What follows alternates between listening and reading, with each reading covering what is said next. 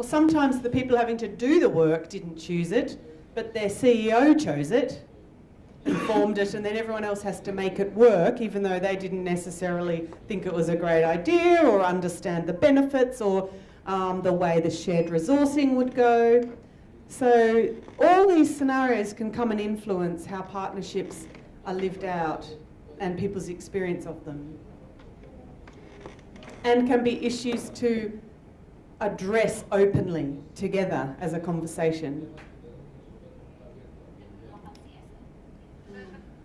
I would like to keep us moving because we started a little bit late, but if there's any burning question that anyone has from these frameworks of thinking about partnerships, let's just have a minute or two to take those, and I'll pop a headset on if that is helpful. I just stick it in, right? Yeah. I'm not sure what channel. Does anyone know what channel we're on? What? Channel 1. Thank you. So, any quick question? Doesn't have to be, but just in case.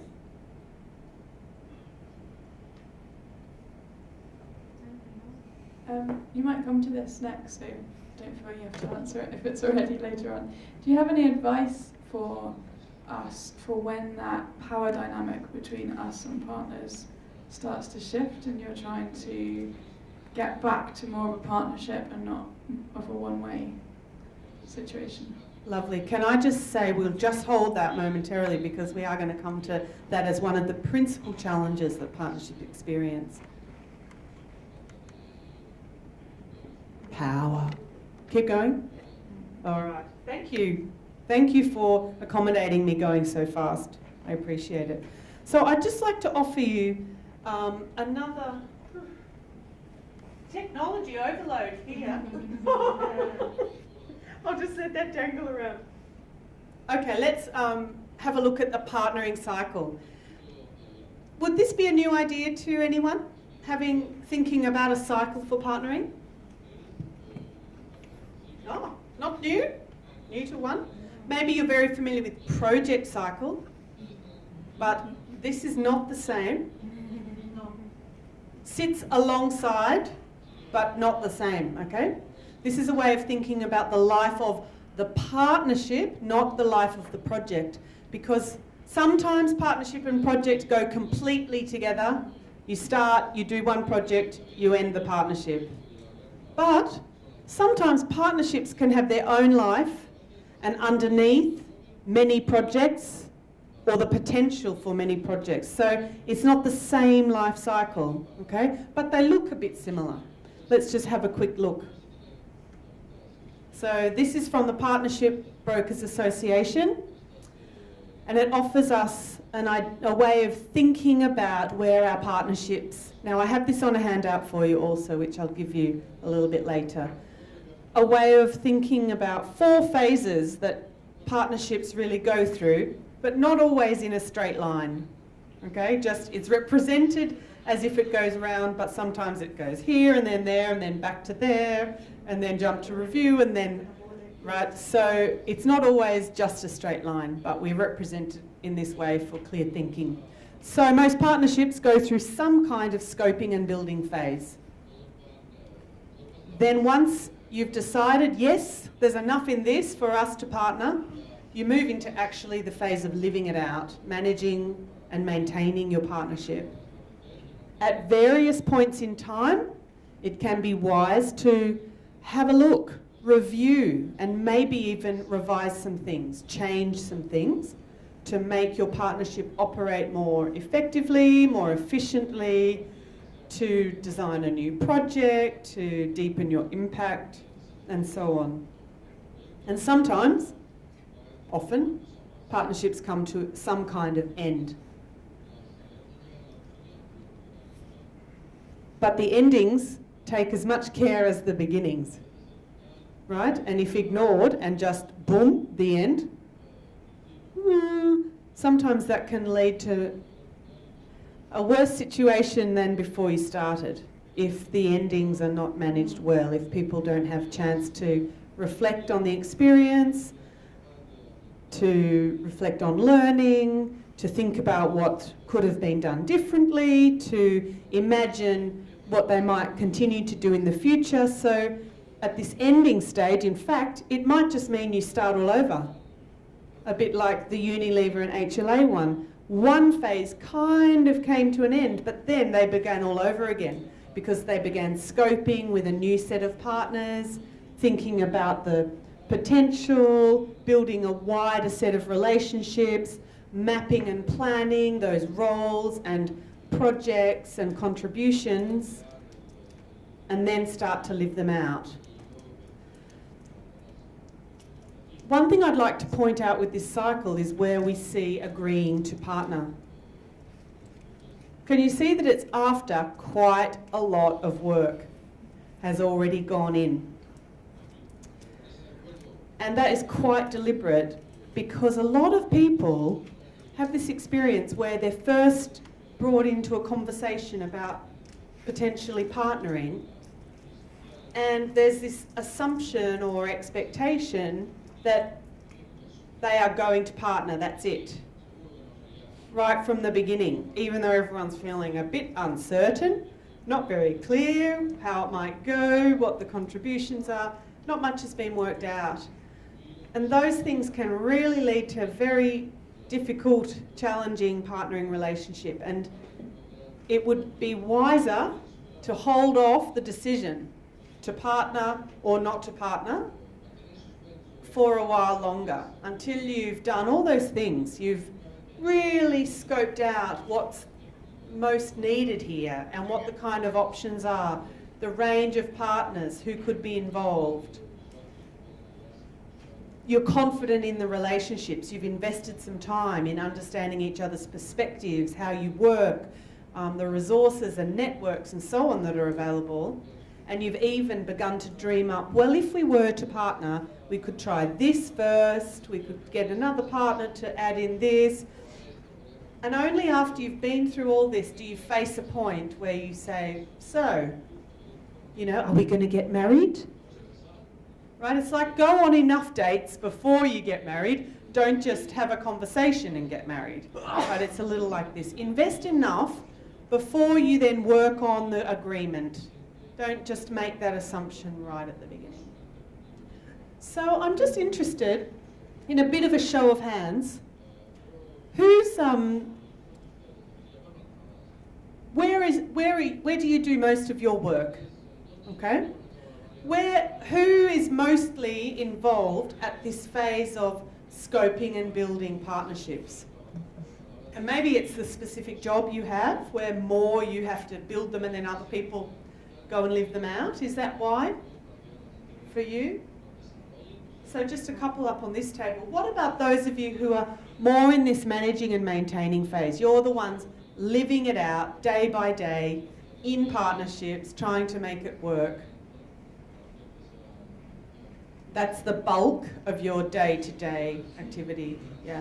Which isn't to say, I think you're telling me you're involved all over, but that's what takes your time day to day to day, yeah. So what about reviewing and revising? Who has some experiences doing that? A couple of you. So that's quite interesting, huh? Maybe something to think about. This is not the same as evaluation, right? Evaluation is such a thing we're so familiar with in projects, right? Looking at the outcomes, maybe the impact. How did it go? Did we do all the outputs and things that we were meant to? Did it go well? Did we design the project right? And often we use an outsider for this, huh? For partnerships, this is about for you, for the partners, by the partners, about the partnership, so that you can adapt and keep changing, resolve any challenges, improve along the way and learn. Sometimes it can be useful to have an outsider still, but more to facilitate you to reflect on how things are going, to decide what success is like and to have some mechanisms for reflection, but only someone who understands what it takes to work in partnership. But also, you can do this yourself. You can put in regular kind of monitoring or health check sort of systems. You every 6 months or maybe every year, whatever frequency, but a time to check in so that things don't just roll along and perhaps lose energy, lose momentum, have unresolved issues. This can be something worth exploring for your partnerships. So what about sustaining outcomes? Who's been involved in moving a partnership towards an end? Closing something down? Anyone? A couple as well. Can you maybe share with us what happened? What did it involve? This table, I've forgotten your name again. Barefoot Bob. Of course, Barefoot Bob. Have you got shoes on? I do right now. Ah.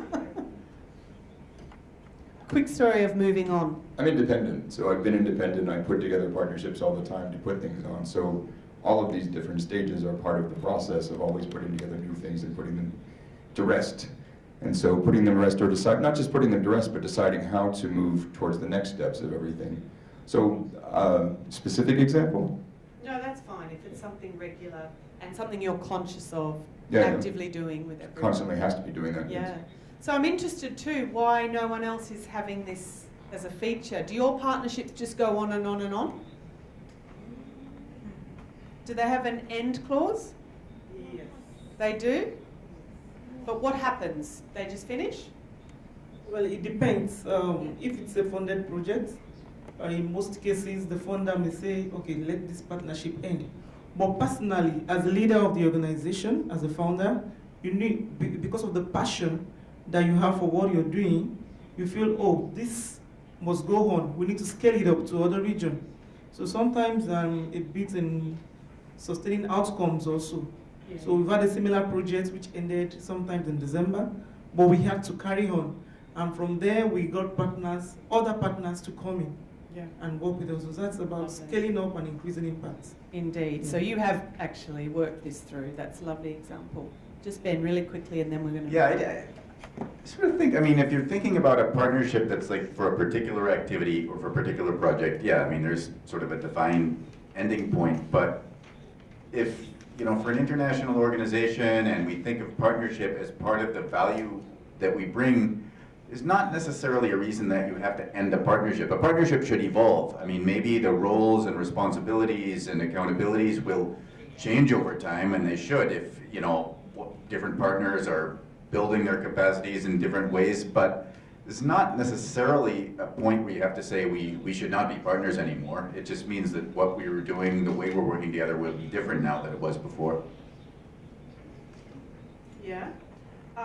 We'll go to the back room in a minute. Let me just comment on that. I say yes to that. Yes, but also the opposite, right? Because if you have partnerships where your expectation is that it goes on and on forever, you know the physics concept of entropy? You know things kind of run out. By having even a point where you say, even though we may intend to go on, let's put some deadline in of 3 years or something and say, let's intentionally stop, have a look, and think about whether there is still a good purpose for us to carry on. Because otherwise the energy can get lost, right? And it may need a good injection of something to keep it at its creative best. So there's two sides to this story.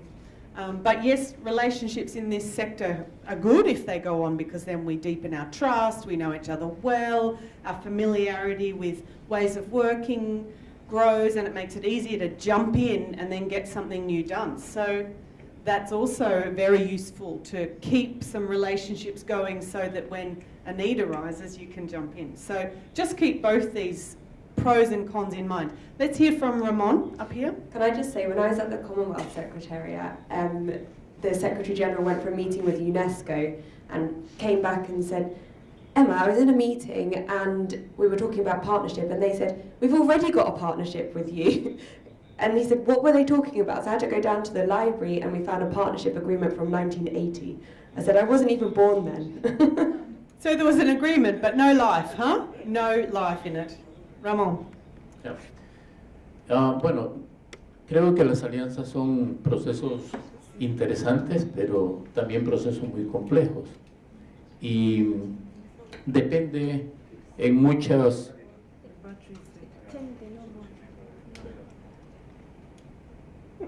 Is it not coming on? Sorry, I'm not very experienced with this. Is it an on button? Oh, this one. For the sake of simplicity, please all stay in channel 1, Spanish or English. Channel please 1. go in channel 1. Thank you. I just didn't have it on. But sorry, Ramon. Could you say that one more time? Forgive me. Catching up on tech. Bien, decía que creo que las alianzas son procesos muy interesantes, que la realidad actual demanda cada vez más el que nos unamos, el que colaboremos juntos, pero también son procesos sumamente complejos y su éxito o su fracaso dependen en muchos casos de factores diversos.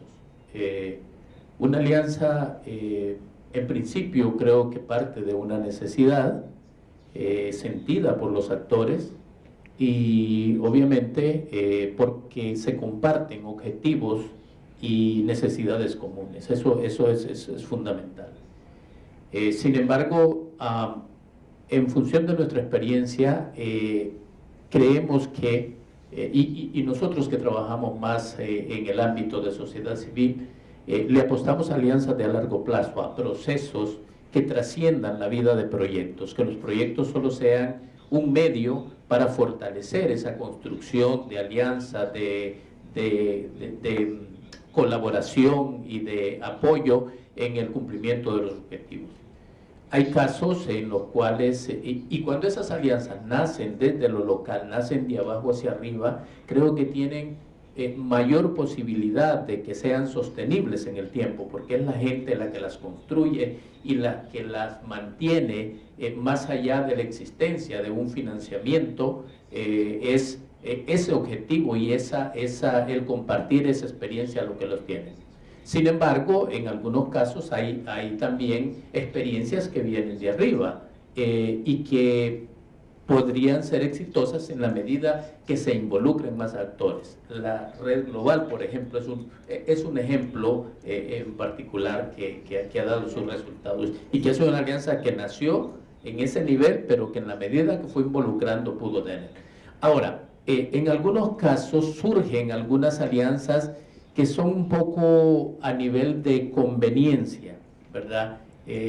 La cooperación, por ejemplo, a veces invita a alianzas porque sus recursos son menos, entonces, bueno, ya no podemos darles a todos, entonces únanse porque ahora únicamente podemos dar un proyecto, ¿verdad?, para cierto grupo de organizaciones que están ahí.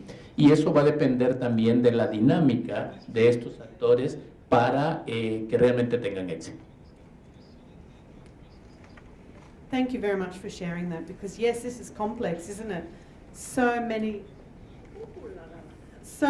different drivers that lead to forming partnerships, and the length. I said before, no one partnership is the same, and who's around the table and the needs in the context have so much to do with what is appropriate, actually, and what you're able to achieve. So thank you very much for that. I'm going to move us on to offer some experience around some very common partnering challenges that the world, experience across the world for more than 20 years has revealed are very common.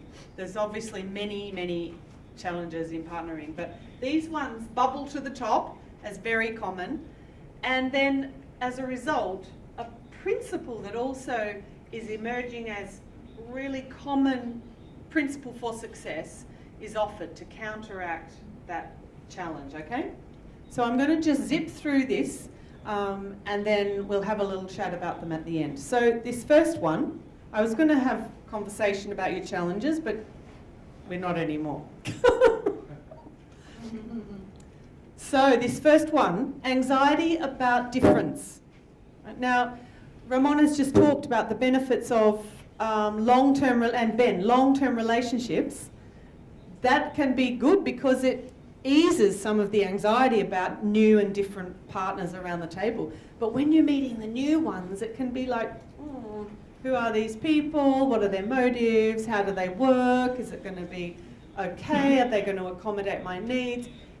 Everyone feels that, right?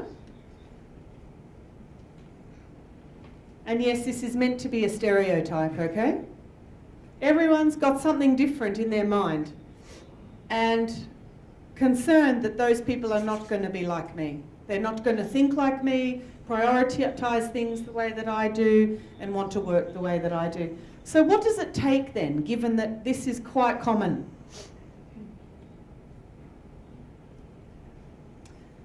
In the panel, we started to touch on what sort of mindsets does it take to do partnering successfully.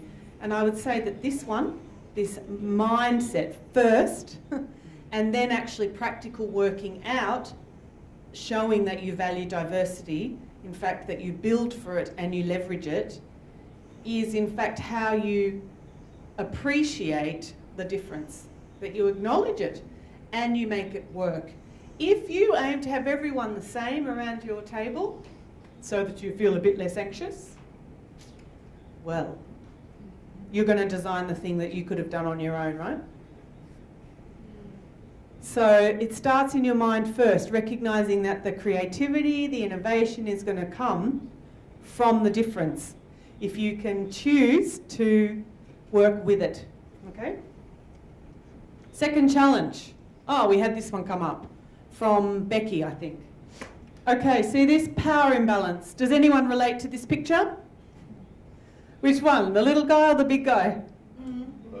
Uh-huh. It depends, right? Who's got the money?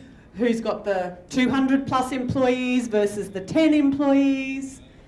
Who's initiating? So many different things can create power imbalance. But what happens when there's power imbalance? You can feel like this. If you're the little guy, are you really going to speak up?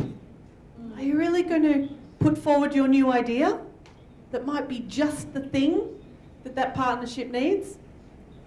Are you really going to offer feedback about your own needs in a partnership, or what might be a good idea for how to work together? I don't think so. Are you going to request some mutual accountability if you're feeling like, I don't think so, right? So what does it take to really work in partnerships? It takes some conscious working towards equity. Now, we actually offer these principles not just as theory, but as a conversation starter. And it would be such a rare occasion that I would work with partners without working through these principles. And so that's one part of the answer, Becky, to your challenge, is that someone who is in some kind of, let me say, brokering role, someone who has some responsibility to form and set the processes and to hold the partnership successfully, create the operating mechanisms and the underlying principles in this thing. We call that a broker. And they might be internal in one of the organisations, or they might be someone external. The way that I work, I would always go over these and talk about what underpins success in a partnership, and that this one is fundamental. Now, equity is not equality. It doesn't mean everyone's the same, that everyone makes all the same decisions, that everyone puts in all the same money or whatever. It's not that. Equity is a more subjective concept, and it's one where the people themselves decide that the arrangement is equitable. Right? So, a little example, right, may be that you at least can ask each other, what would feel equitable to you, right? How would you feel that there was equity in this relationship? I have an example where a small NGO saying to a big government, the way I would feel that there was equity here is just that you acknowledge my emails. Right? So it doesn't have to be something really big. but it has to be something that within the partners themselves feels like equity. I will feel respected and an equal partner in this if you write to me and say, thank you for your email, I'll get back to you in 3 days. Not just ignore it, or you think they've ignored it because they'll take a week to get back to you, right? So it can be something simple, but having the conversation of what does equity feel like in this relationship, because without that, there won't be the kind of respect for everyone's contribution that will lead you towards some beautiful creative solution and maximising the contributions of all the partners. So, third challenge, I'm going on a bit long here. Hidden agendas. And this is where, do we really understand why everyone's in this? I'm not too sure if they're in this for the same reasons as me. They're not very open about that. Oh, and what happens then? You can start to not really trust each other. And then perhaps also the thing doesn't really get off the ground. You come across a lot of problems. So, and we touched on this in the panel as well. The flip to this is building in a principle of openness, which isn't the same as sharing everything, because business in confidence, commercial in confidence is a real thing. Organisational timing about what they share and make public is a real thing. But at least making some kind of commitment to openness, even situations where maybe you become able to trust each other so much that you might even tell the partners something before it's gone public, just so that they know that it's coming. Or you might tell them something is coming, I can't tell you exactly what, but I will as soon as I'm able. Right, so it's this kind of openness that also accommodates your need to you can't say everything all the time. So it's not just an ideal about, please tell us all your secrets, but it is a principle that we'll be as open as we can about our constraints, about our needs, about our future plans, about our other partnerships, about what resources we have available, the risks we perceive. You know, it's that kind of openness. Okay, competitiveness. It's a tug of war. Now this one, I think particularly can come up when you're partnering within one sector. And I mean with an organisation like your own, because it can be the case that you're collaborating one day and you're competing the next day, right? Especially for NGOs. Yeah? You try to collaborate, but then the next day you're writing a grant and so are they, huh? Every single day. It's something that Latinos often mention to us. Yeah, it's very interesting. So how do you sit with both these things? So the way you sit with it, at least in the partnerships that you are in, I can't answer for all the other pieces when you're competing, but within the partnership that you strive for mutual benefit. So mutual benefit, but also mutual accountability. And this, by focusing on both these things and building them in to what your partnership does, that's the way people will stay at the table. And they won't jump off and run off to the next thing, or just sort of stop coming to your meetings or whatever. If they feel their needs are being really met in this partnership, that's when people stick around. So designing that in from the start is the wisest move. So one way this can be lived out is we talked in the panel this morning about having a big goal that you're all aligned around. Yeah, essential, very good, something to do. But my advice would be to also be very clear on the individual objectives of each of the partners and to make those overt. Not just the shared ones, but also the things that the business needs, that the government needs, that the various NGOs, whoever is involved.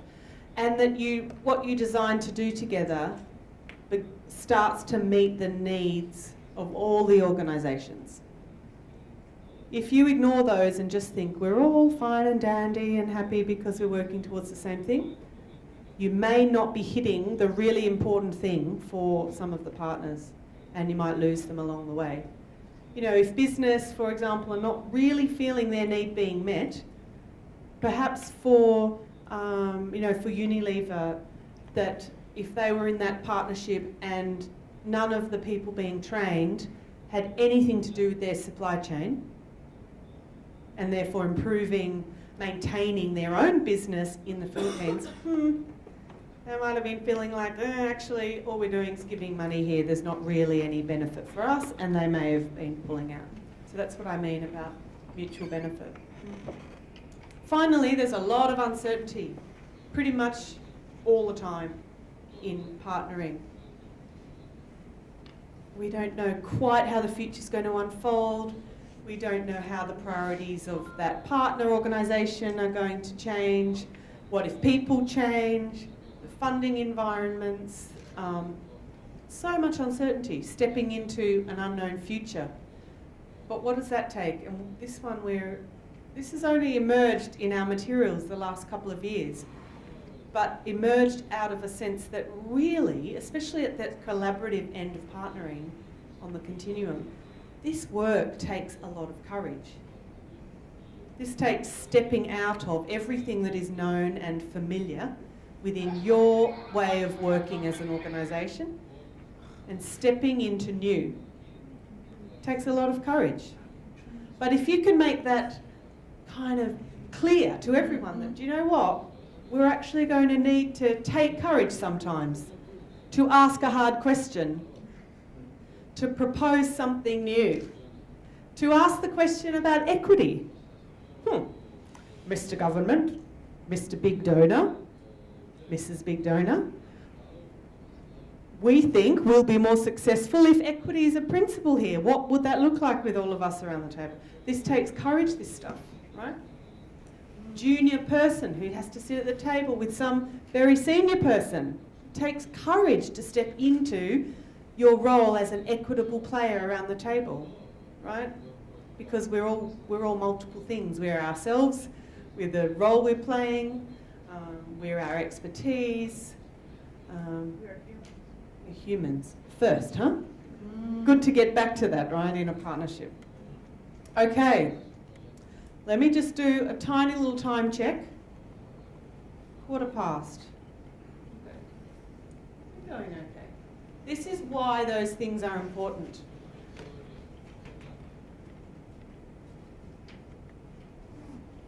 Because each of them leads us somewhere. We don't just want courage for the sake of courage or openness for the sake of openness.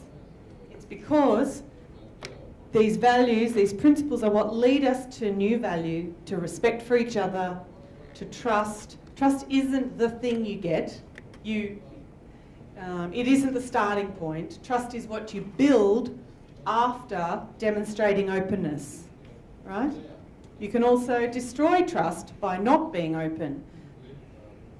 Commitment, people staying at the table by knowing their needs are going to be met.